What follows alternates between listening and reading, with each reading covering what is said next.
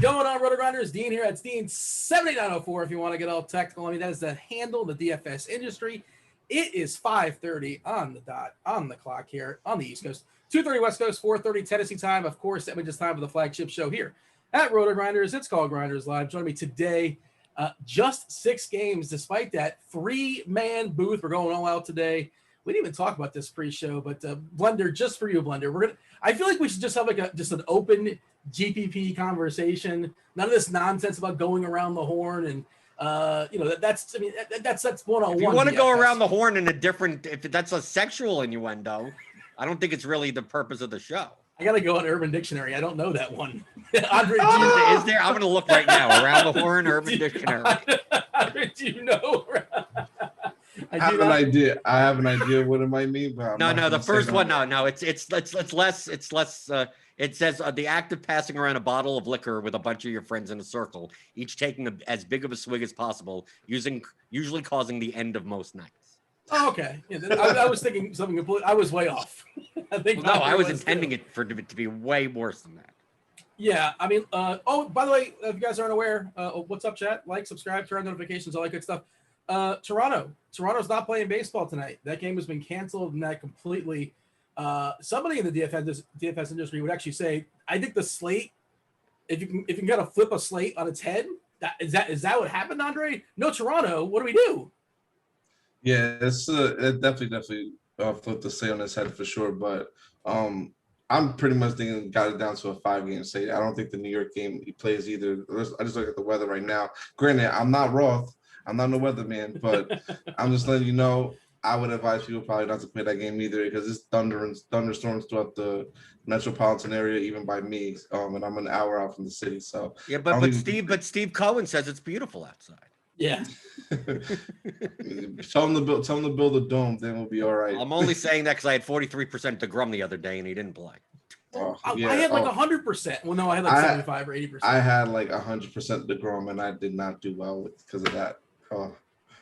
Bad night. That just brings up trauma. I had a top 10 lineup with DeGrom, like not like in the 20,000, 30,000 people, but like 100,000 or something like that. They get a top 10 lineup, but this is daily fantasy sports. We care about today and today only. Steve Cohen was out there trolling people about the weather today, and he was. They didn't even tell the people. The people in the Met Stadium were hanging out for 10, 15 minutes, and the game was canceled 10, 15 minutes before. This is the game the other day. I guess they were still selling concessions. I don't know. Maybe they didn't want to tell them, but. They were just chilling, thinking that like they were cheering on the ground crew, thinking the game was gonna go down, and it just didn't. And whatever. Well, stay tuned for Roth. Obviously, Roth on crunch time. He'll let you guys know what's going on weather-wise. His job made it a little bit easier today with Toronto just canceling it. And like Andre said, it seems like a really, really strong chance that the Pittsburgh Mets game is not going to go either. We shall see on that. Stay tuned. Andre, how are things in your world? Have you taken down any tournaments in the past week since we last spoke? Nah, I'm on a little bit of a losing streak. I just had my first positive day in about a week. So it's been about 4 or 5 days since I won something, so something substantial. So it's good to at least be in a positive again, and hopefully this is going to continue hopefully get a big one before the break. If not, then I look forward to hopefully shipping home the top prize on the yacht in Miami on Sunday. Jordan, that's not how touting 101 says you're not supposed to admit. Like you go in a hole, you pretend like it doesn't happen when you lose, and if you win, here's my big winner. I don't. We got to give him a tutorial. Right, we You have gotta- right. We have to. Obviously, you he's gotta- been you learning gotta from be- me, right? But you Because I gotta don't be- do that. You got to be honest with the people. You got to let them know that you got. It's about Yeah, the wins but and losses. hold, It's but about hold the on. comeback. Dre still is doing the tout thing. He's like he's looking for a bid score by the break. The break is literally in 3 days. So it's like his time horizon on this He'll get bid it, too. score. Like my time horizon is like, can I bink once or twice a year? And he's like, if I don't do it in the next 4 days, I'm going to be really depressed on my yacht. We're your pontoon. Shout out to the With pre-show two conversation. slides. With 2 slides. Hey, maybe you can get a third slide if you hit a GPP this weekend. No, I'm just going to fall off the boat. That's the 3rd slide. You can hire a doppelganger who can go on vacation for you and play the role of Blender. Oh. So hey, let's just talk about that. Let's have that conversation because Blender, you're the kind of guy, the way you play, you're sort of an all or nothing guy, and you can kind of speak to that. But you can lose 2-3 weeks in a row, basically every single night, and your record could be 3-17 winning nights, losing nights, and you could be profitable and ahead. How do you have that mentality? I have a hard time grasping that mentality. And I understand how the math works, and you're sitting. And that's there all you waiting. need to do, Dean, is understand how the math works. That's reality. But then, if I lose 14, 15, 16, 17 days in a row, I start to I'm like, well, second guess myself. What's up with my process? Yeah, but you're not losing all of your money. I mean, Yeah. It's not like you're not cashing some of them. It's not like you're like I'm going to be playing 150 lineups on FanDuel today, and that's what $826, I believe, or 830, something like that. Like a losing day, maybe I get back $580. So it's like I didn't lose the whole thing, Yeah. right? So like it's not like you're losing. Like yesterday, I had a profitable day because I had some national stacks on DraftKings. But it's not like it was wildly profitable. I put in like $1,000 and I got back like $1,250 or something. Like that's a good day. I'm glad I didn't lose 20. Most normal days, you're losing like 20 or 25%. And then you're hoping that you have a 50K in there once or twice a season, and then you're wildly profitable. But you have to build lineups that are built to win first. So like on this slate, to me, the Toronto-Baltimore game is worse for me.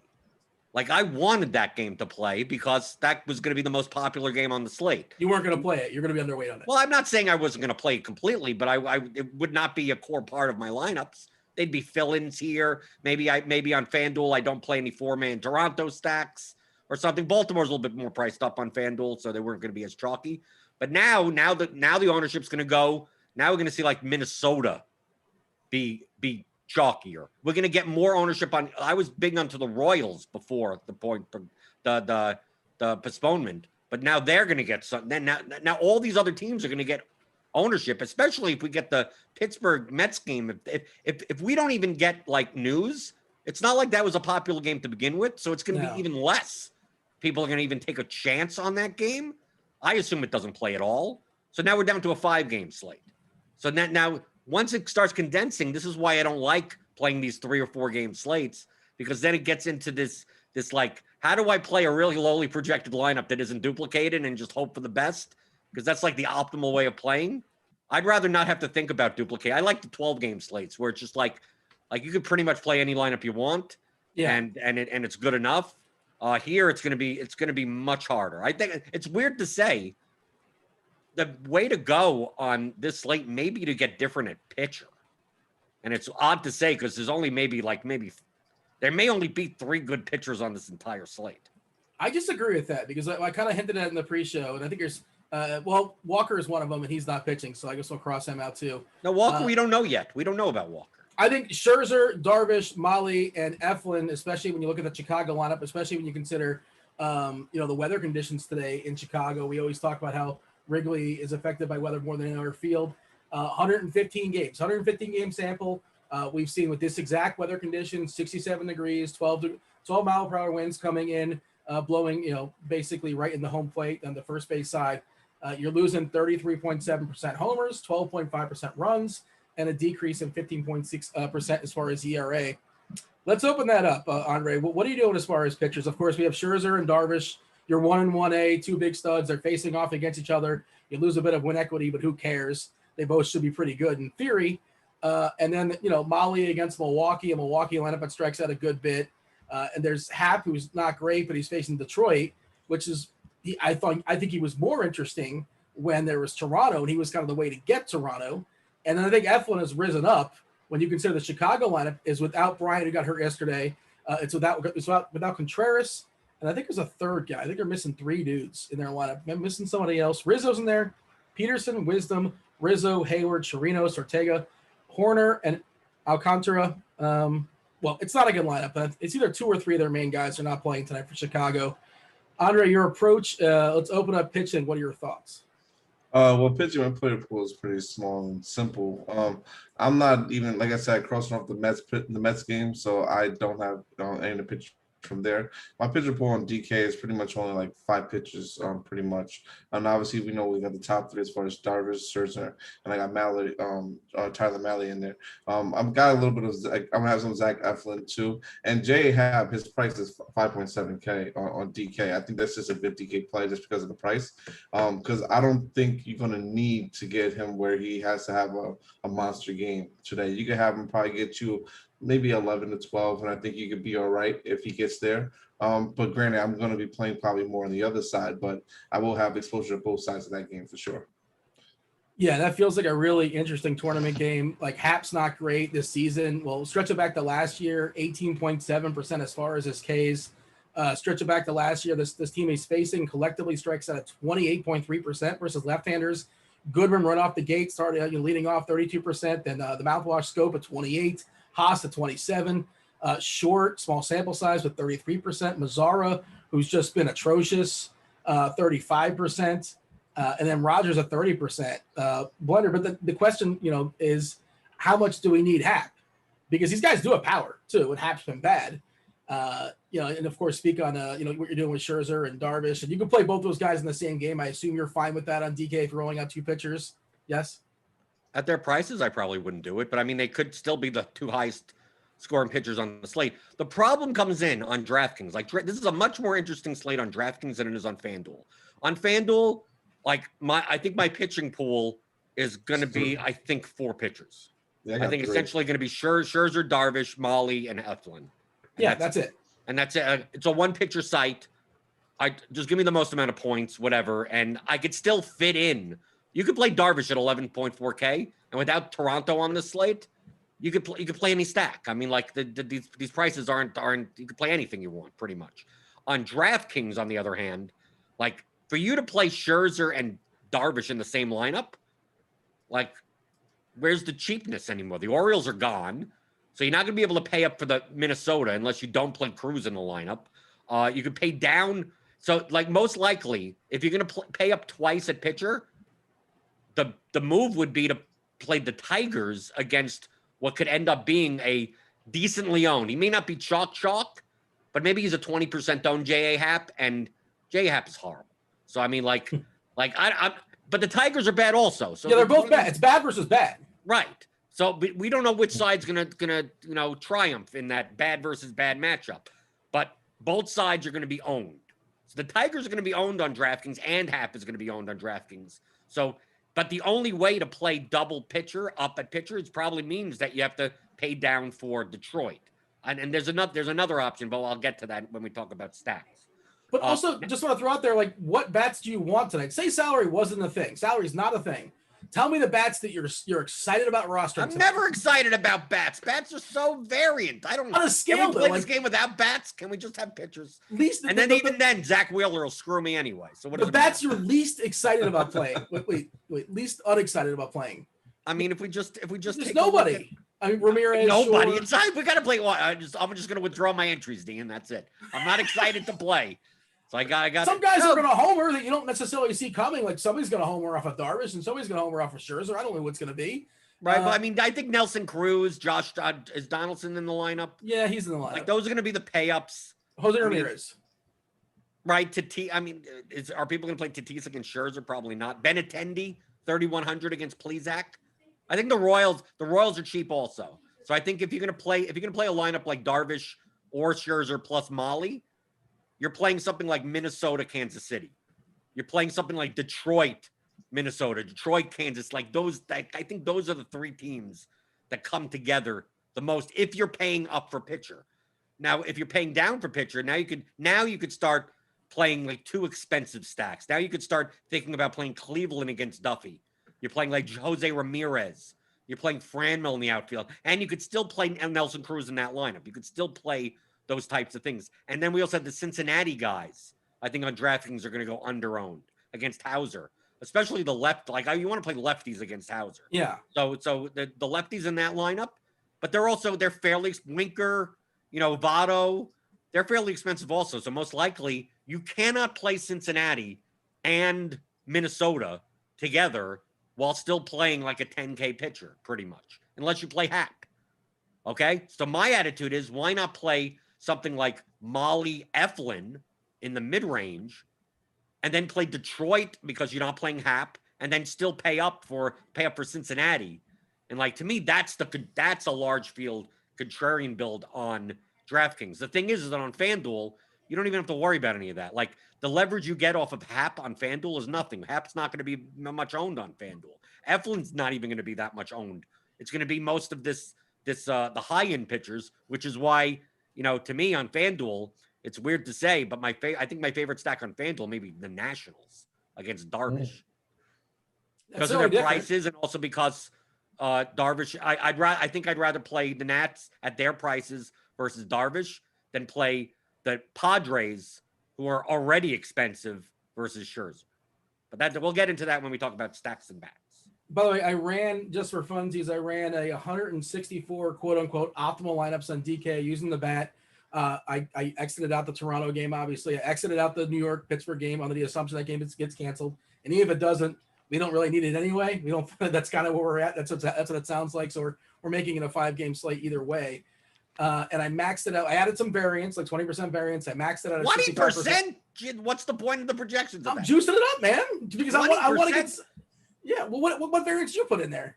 Not 20%. 20% that you're telling me that an 8-point batter is worth 9.6 to. I mean, like. Well, this is based. You know how baseball works, right? Who did we see? We saw Ben Gamble hit 2 homers and score 50 points the other day. So then why don't you just crank it up to 100%? Who cares? Now you're just being ludicrous. Scherzer at 63%, Eflin at 40%, Darvish 38, Molly 31, Hap 21, Duffy 5, Alzolay 1, and Hauser 1. What are you looking at? We talked on FanDuel as far as the pitching pool. Andre, your DK pitching pool, you got a roster 2, obviously. Scherzer and Darvish, they're the best arms. Neither have a particularly great matchup, but a lot of times they can overcome it for sure. We have Eflin in a pretty good matchup, Molly in a good strikeout matchup, Hap in a great matchup, but he's not very good.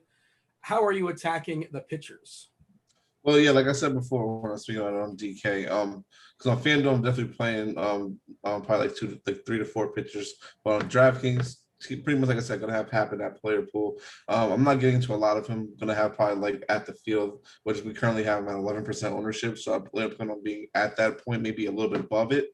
And just trying to get, like I said, get with the pitchers like Scherzer, Darvish, as much as I possibly can, and even some Tyler Mahle. I'm gonna get different with my bats. I already know me being over the field on the other teams like Blender was speaking about, like Cincinnati, Detroit, and Kansas City. Those are teams I actually really like today a lot. Me just getting over the field on those teams, I think will just give me my leverage to where I'm going to be fine. And I don't have to really worry about pitching and just try to balance it out to as much as I possibly can and rely on my bats to come through for me. You're making your stacks. You're using an optimizer. Are you putting any rules in as far as if you're playing on DK? I want full 5. I want 5-3. I want 5-2-1. Or just give me the best optimizer. No matter how it kind of turns out. What sort of rules do you envision yourself plugging in tonight? I just do the standard like 5-3, 5-2s, and then run a little bit of 4-3s typically, because I want to make sure I get the full have the teams that's going to hit the most and have the most out hitter. I feel like trying to play a lot of individual bats from different teams.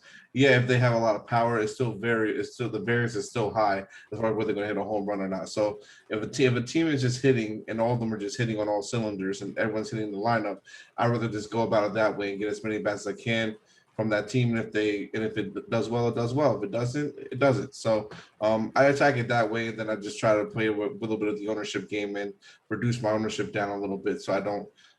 So I know my lineups are completely different from everyone else. Yeah, Bunder, I want your thoughts on this because, and do you change whatever your general philosophy is as opposed to a 15 game slate? We might have a 5-game slate tonight. Not just a 5-game slate, but from what I can tell, there's really no team you're enthused, you're thrilled, you feel concerned. You're not necessarily, oh no, I'm fading Cleveland. Like you should, you can be fine. My philosophy on this slate tonight, and maybe it's a bad one. And again, I'm not rolling out 150, so I don't want to compete with the 150s that are putting 5-3 or 4-4 necessarily on FanDuel. Is like I'm just gonna pick and choose and try to home run hunt. I don't think there's one team that's particularly great. Now, one team probably does. But one team's going to be great, and you're going to need them. So you not need necessarily, but probably.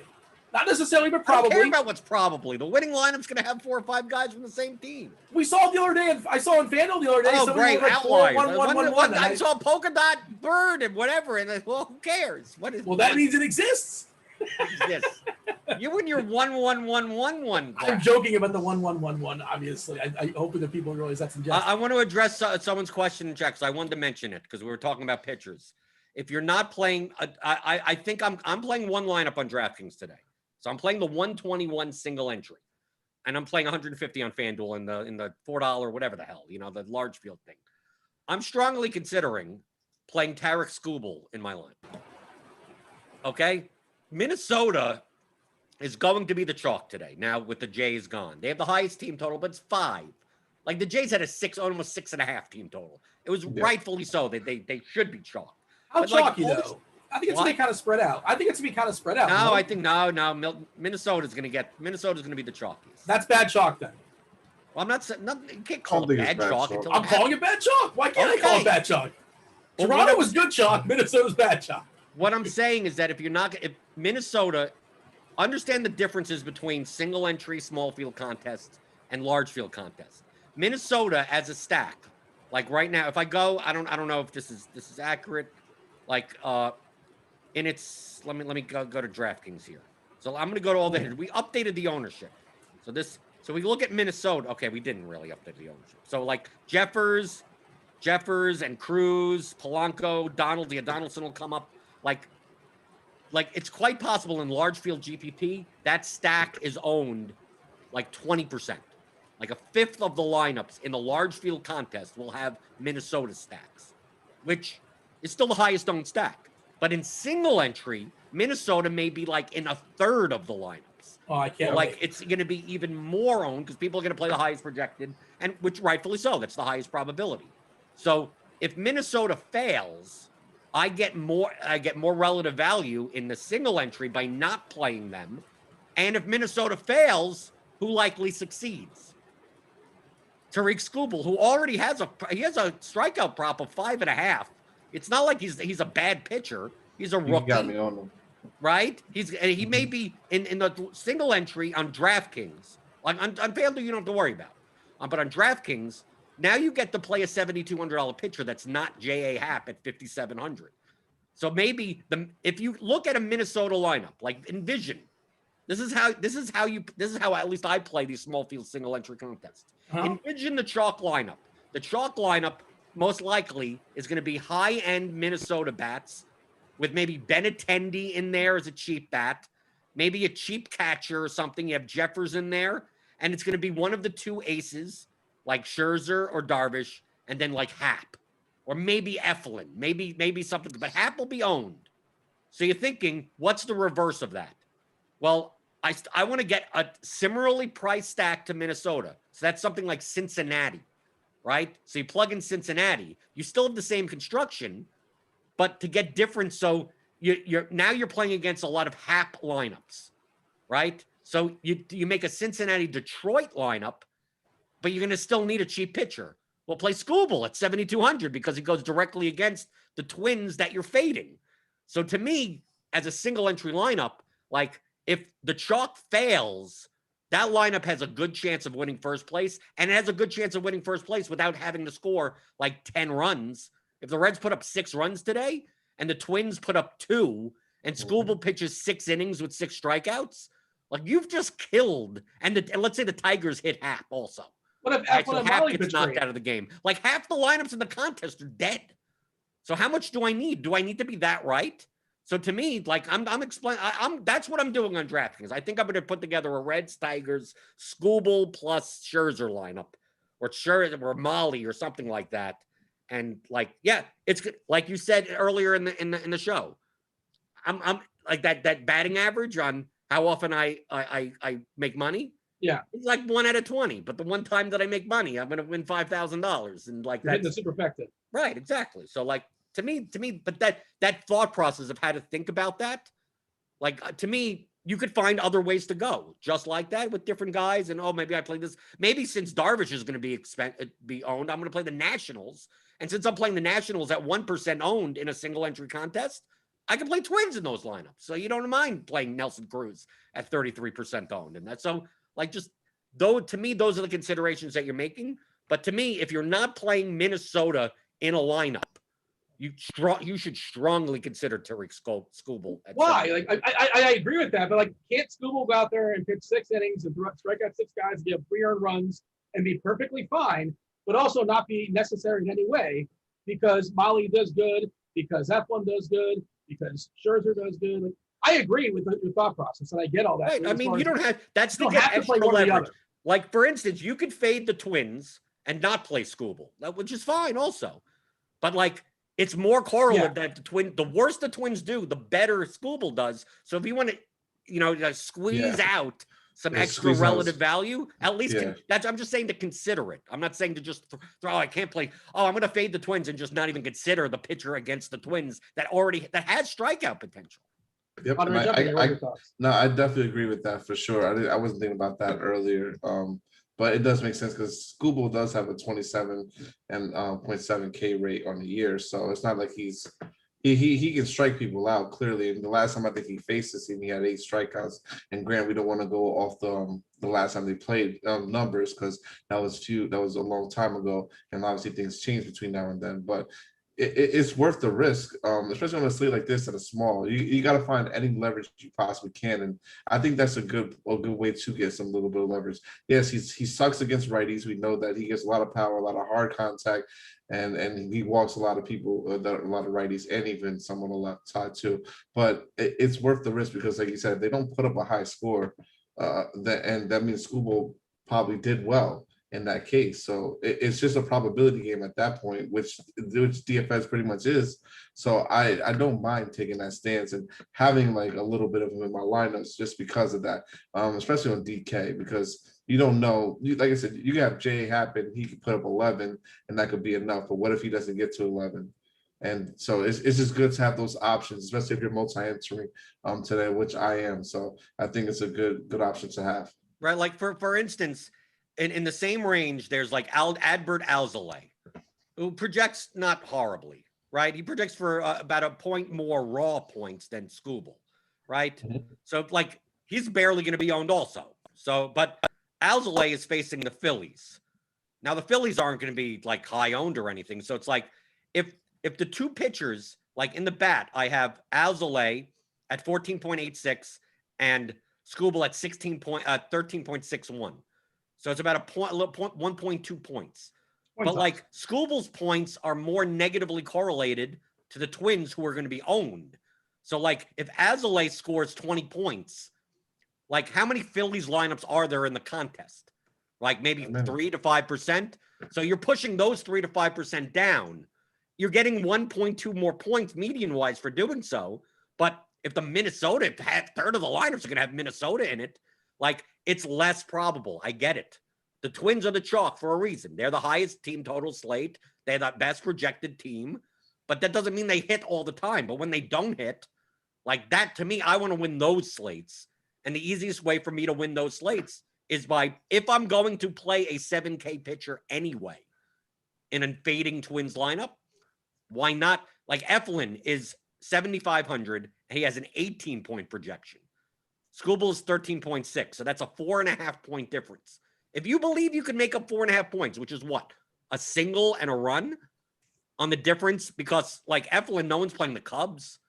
So like you're not pushing that many lineups down. But if you believe the 4.5 points are worth it and you'd rather play Eflin, then go ahead. You're just not getting as much relative. You're just getting not as much relative value. Eflin could easily outscore Skubal and the Twins could still fail.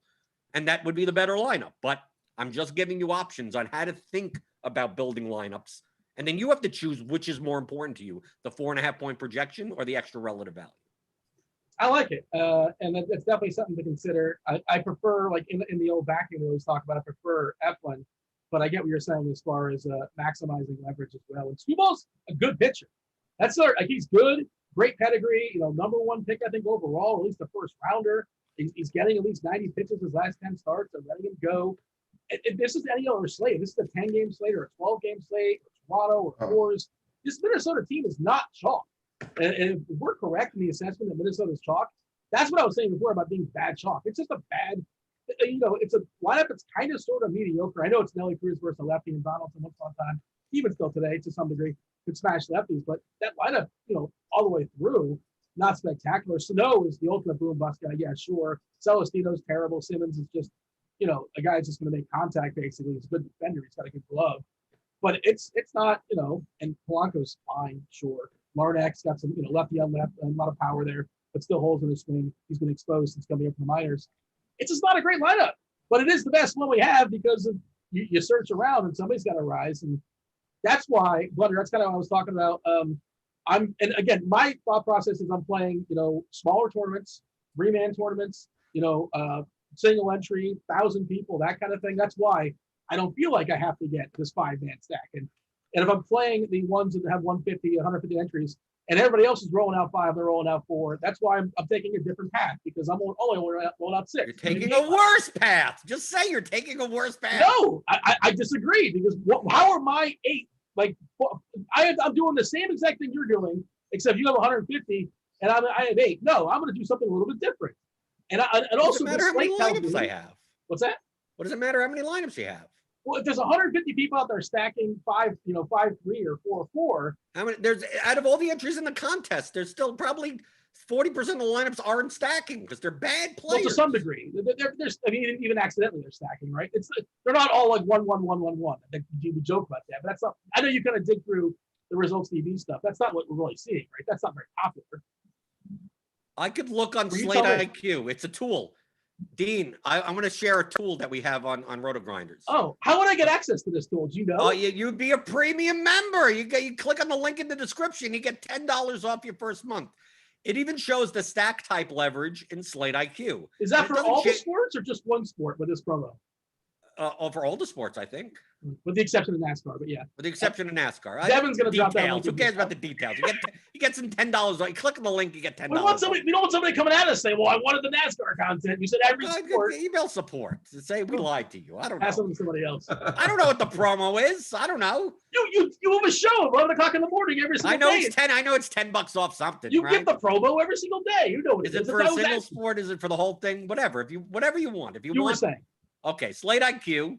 If you look at the stack type leverage, right, of winners, it uses a simulation methodology. So it's like simulating a contest, Dean. You know, all the lineups that are going to be in the contest, we're going to play this out a whole 100 times, 1,000 times, 10,000 times, and look at the construction of the winning lineup each trial. 7% of the time for this slate. You're looking at also a 30,000 person contest, right? Or right. Like this is a large field. This is large field. Let me give the caveat. This That's is important to know. For DraftKings only. 7.4% of winners, 5-3. 10.98%, 5-2-1. 5-1-1-1 is 8.89. 4-4 is 3.6%. 4-3-1 is 8.29%.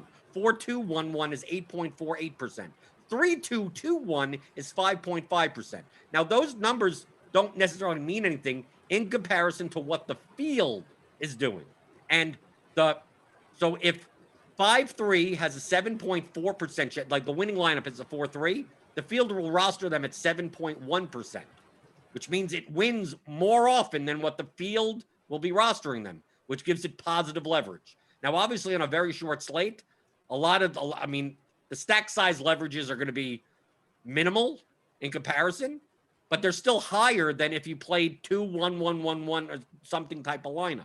So according to Slate IQ, the best lineup constructions for today, for leverage purposes, would be 5-3. I mean, this would be the same any day. 5-3, 5-1-1-1, 4-3-1, 5-2-1, and 4-4, which is pretty much what me and Andre, like, that's all we build. I mean, like, that's the reason why good players use those constructions.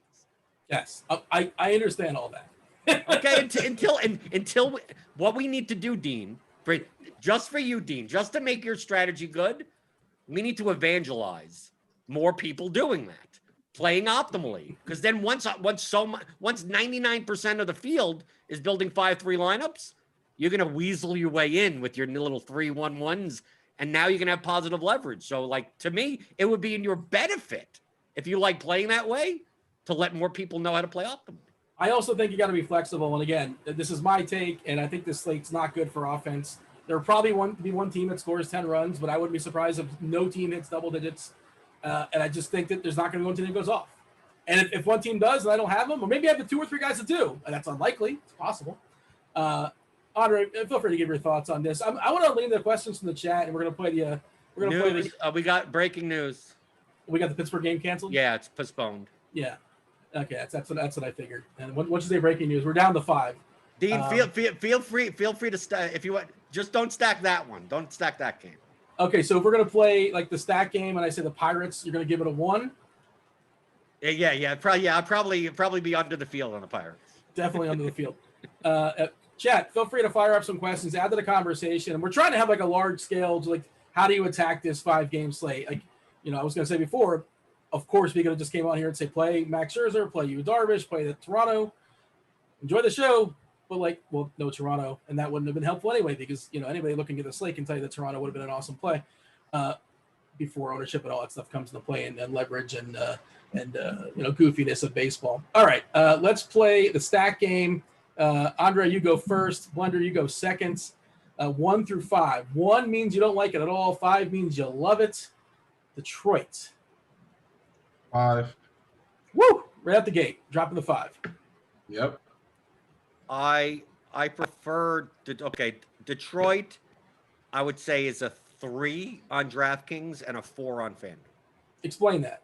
Well, because Hap is gonna the Detroit is gonna get, if you're gonna play double aces or 2 expensive pitchers. It's gonna get more. Yeah, the Tigers are gonna be more owned on DraftKings, while on FanDuel they're not gonna be as owned.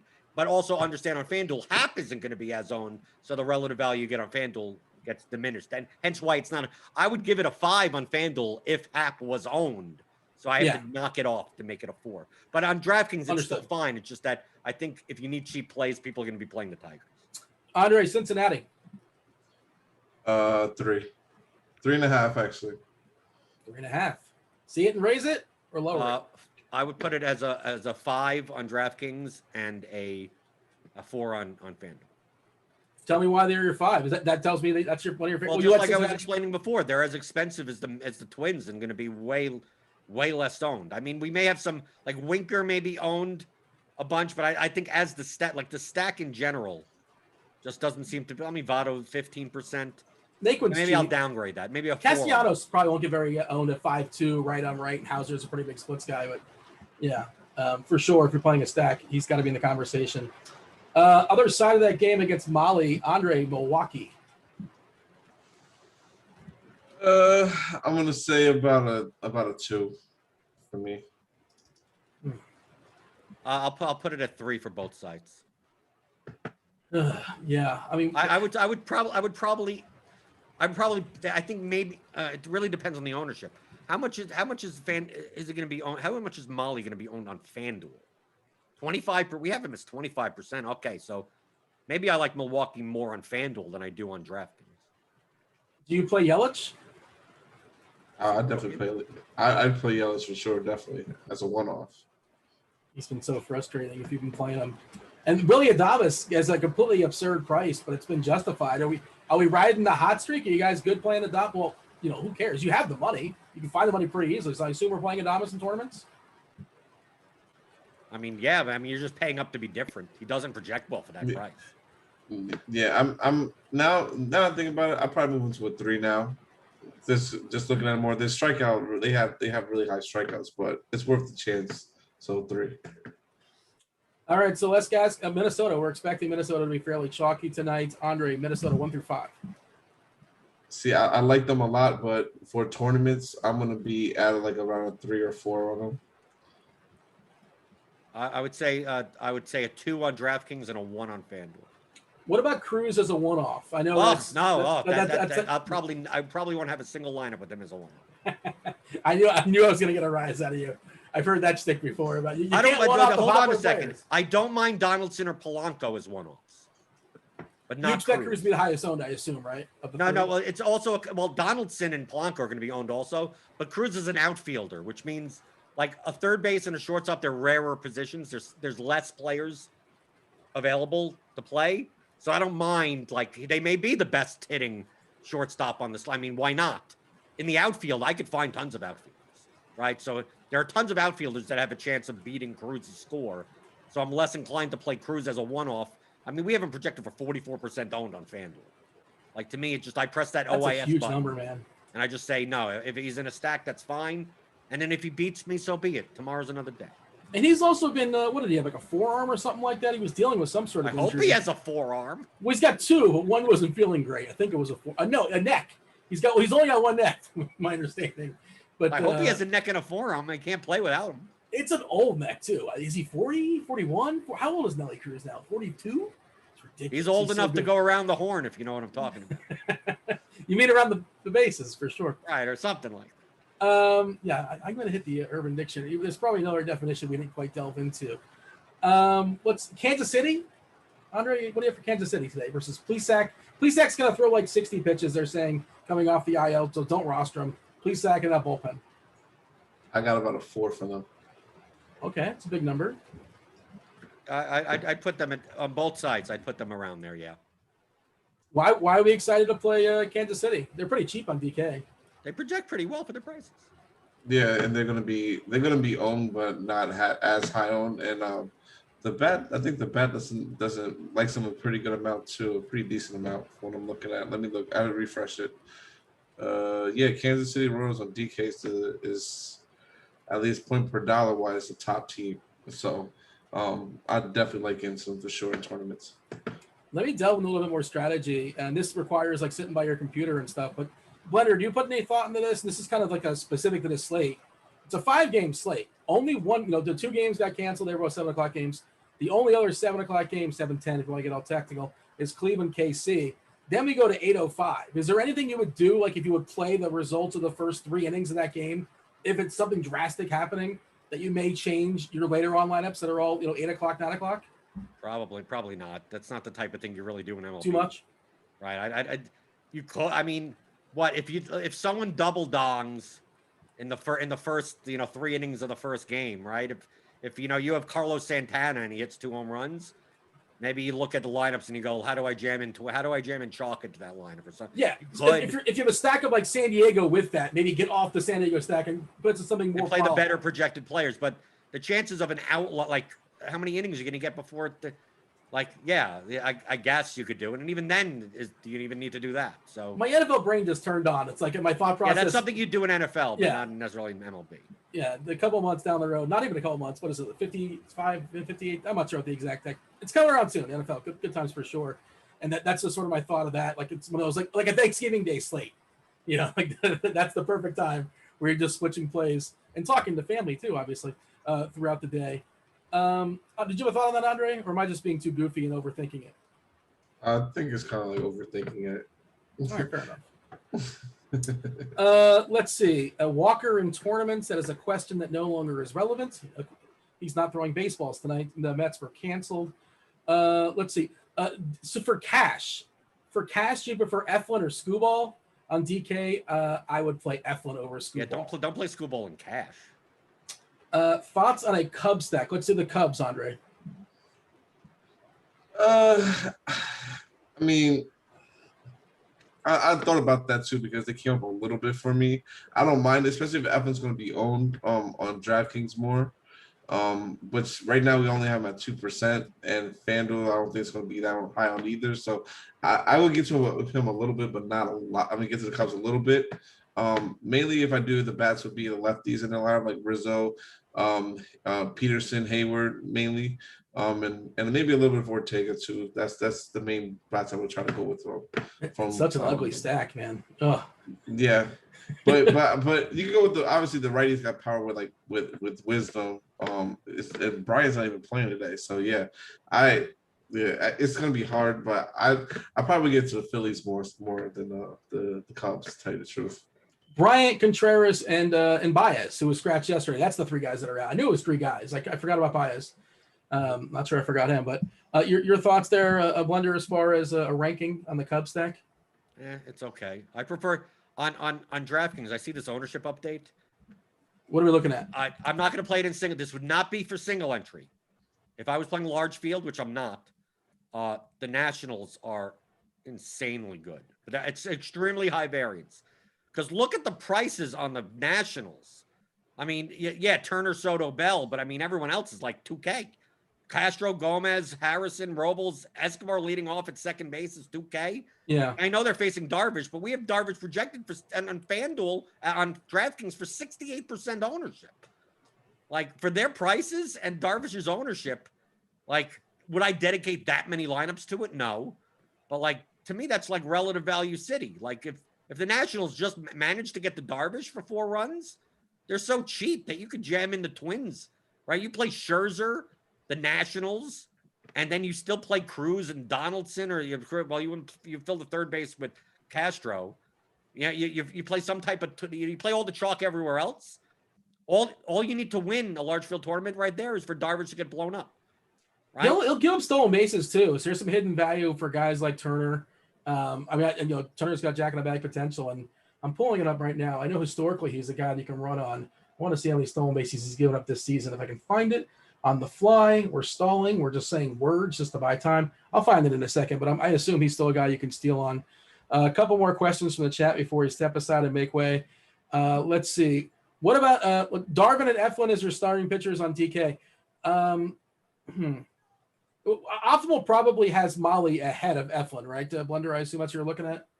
Well, according right now to the bat optimal, you'd play both Darvish and Scherzer. Yeah. Like that's I mean, you could fit in. I mean, Real Muto is cheap. I mean, even Miggy. Brad Miller is batting second. I mean, you still get Cruz and Donaldson in this lineup and Benintendi. So I don't even know, based on this, I'm not even sure how Hap is going to be, may not even be 20% only. That's the point I was making before, is that. Okay, well, now I agree with you. You've made your point. Thank you. 40 minutes later. Well, I got to it. I see how it gets done. Yeah. And as far as Cash, I think Cash is supposed to just go double barrel in that nightcap. But like, if you really want a couple bats, I'm good with Molly and I'm good with Eflin. But like, I think you're supposed to go double barrel in that late night game. No extreme umpires for what it's worth. There's a couple, some hitters, some neutral, some pitchers, but nothing extreme. Anybody like Keston Hira as a one-off? No. He exists. I mean, that's what he is. He doesn't project. He's 4,200 on DraftKings against Molly. He doesn't project well. He's a one-off guy though. Like he's the 3 outcome or 2 outcome guy. Like more likely to strike out, obviously. But there is some power. He's the third lowest point per dollar projection of all first basemen. Sure.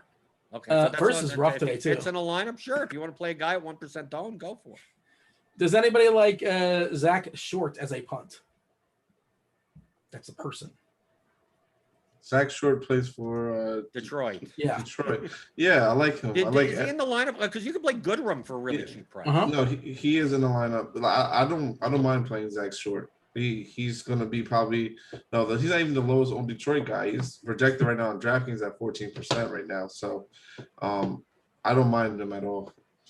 26 years old, not a huge prospect in the system. Ranked number 21 according to Fangraphs coming into the season. The bat has him projected for a WRC plus of 93, which isn't horrendous. Does he come out for this batting appearance with the music from Too Short? I cannot confirm or deny that. I don't know.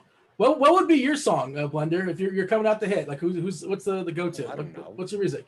I didn't expect to have music questions. Well, I'm gonna throw it back at you. That's for crunch time. What's your walkout song? But no, crunch. If for premium members, just to let you know, Crunch Time at the end of Crunch Time has turned into name a musician that that everyone else has heard of that Roth has never heard of before. I missed it yesterday because my internet. It's always said like he's never heard of it's like Roy Orbison. It's like I'd never heard of the guy, right? Neil Young. Who knows who that guy is, right? So okay, a couple more before we step aside and get out of here. Who's your mush play tonight? This is an honor of me because I said Rio was my mush play last night. I think he was the best pitcher on the slate. Good job, Dean. And I also mushed Hayward, who I don't think he did anything. Maybe he had a base knock or something like that because it was BBP. Let's see. I'm gonna say the Minnesota stack is my mush of the night. I'm gonna mush that stack. Do you guys have a mush play? You guys want to play along? So Anybody? what is a mush play? A play You know that what a mush is? Throw the guy in the closet. I don't want the guy have the same bet as me, like Goodfellas or something like that. You mush a bet. You know what I'm talking about? You see? So the thing that we're for that ends up hurting us. No, like you say, oh, that guy stinks, and Ben Gamble goes out and 2 home runs. So Also, I need to find a guy that stinks. I don't know. We don't talk about the rules. I'm gonna say my mush play is gonna be. And it's hard to say Minnesota because I'm gonna have Minnesota today, but I'm gonna say Minnesota just for since they're the popular team. I just think it's bad chalk. Like if that ends up being the chalk, if those projections are correct, they should not be. It's going to be. That's wrong. Well, what do you think should be the chalk team? I don't think there should be any. So basically, I don't think there's anybody I really want to. And that's the thing is, I want to pick a couple guys from here and a couple guys from there, and hopefully it works out that way. And we have different routes. I got my mush play, Dean. Okay, what do you have for me? Vlad Guerrero. Oh well, yeah. It got rained. I mushed it already. It got rained out. Retroactive mush. I know you like this kind of game. Give me a couple of guys there on a homer blender. Really? We're gonna do that? I'll just look on the bet projections. Well, that's cheating. How is that cheating? That's what you should be doing. Well, I mean, I'm assuming Nelly Cruz is going to be the highest one. Let me. Well, that's the one you want to tell the people. Like that's helpful to the guy listening. Yeah, Nelson Cruz might homer. Subscribe to the bat. People should be paying for the bat then. Andre, do we have any guys that are going to homer? Yeah, I got a couple. I'm gonna go Jonathan Scope. I'm gonna go Zach Short from Detroit. There it is. And then I'm gonna also give you guys one from the Cincinnati Reds, and I like Joey Votto to go yard today. I was gonna say Joey Votto. I like Votto too. Okay, I got a couple. Go ahead. Here are all the guys that have a higher than 25% chance in the bat. Sal Perez, Josh Donaldson, Fernando Tatis against Scherzer. Oh, I've heard of him. And Nelson Cruz is the top one, 0.331. You don't say. Is it hard for me to just say what we're saying that the Twins have the most highest chance of hitting a home run, and we think they're going to be overowned and likely not going to play them in large field GPP.